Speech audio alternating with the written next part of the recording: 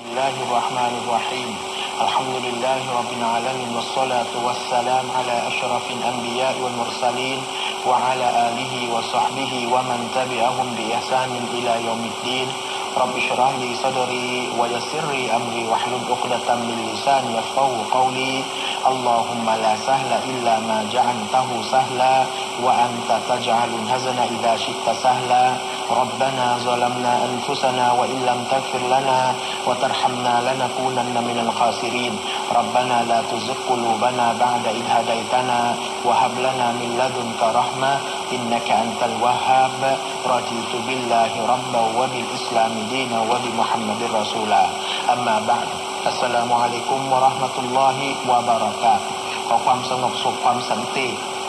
ความเมตตาปราณีจากองค์อัลเลาะห์ซุบฮานะฮูวะตะอาลาได้โปรดประสบกับท่านพี่น้องทุกท่านนะครับที่กำลังให้เกียรติติดตามรับชมและก็รับฟังรายการตัฟซีรุลกุรอานทางวิทยุเสียงอิสลามในทุกๆแพลตฟอร์มนะครับอัลฮัมดุลิลละห์พี่น้องครับวันนี้เรากลับมาพบกันใหม่กับการพูดคุยกันในองค์การที่ผมยังติดค้างกับท่านพี่น้องนะครับนั่นก็คือองค์การที่237ของซูเราะห์อัลบะเกาะเราะห์ในครั้งที่แล้วนะครับผมก็ได้หยิบยกแล้วก็พูดคุยในประเด็นต่างๆนะครับที่เป็นองค์การที่236นะครับแล้วก็วันนี้เราจะมาเริ่มต้นกันใหม่นะครับกับองค์การที่237พี่น้องเปิดอัลกุรอานนะครับไปที่ซูเราะห์อัลบะเกาะเราะห์แล้วก็เปิดไปที่องค์การที่237ครับอะอูซุบิลลาฮิมินัชชัยฏอนิรเราะญีมวะอินตัลลักตุมูฮุนนะมินกับลิอันตะมัสซูฮุนนะวะกัดฟะรัดตุมละฮุนนะฟารีดะตันฟะนิสฟุมาฟะรัดตุมอิลลาอันยะฟูนะเอายะฟูวัลลซีบิยะดิฮิอุกดะตุนนิกาฮิวะอันตักฟูอักเราะบุลิตตักวาวะลาตันซานะครับอ่านติดไปเลยนะวะลาตันซาวุลฟัฎละบัยนะกุมอินนัลลอฮะบิมาตะอ์มะลูนะบะซีร